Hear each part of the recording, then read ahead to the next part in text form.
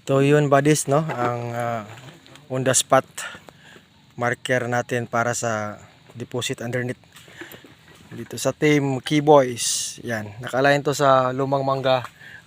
Lumang ito, tugas. Naputol na. Ito siya. Mula B3. Yan. Ano na ito eh. Nasa gilid ng dagat.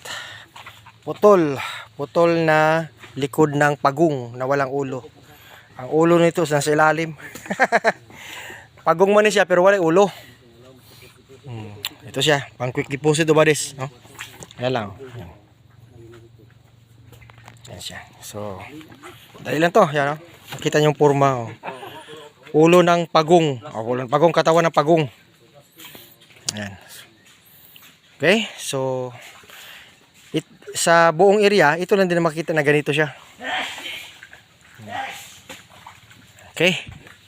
Arigatou gozaimasu.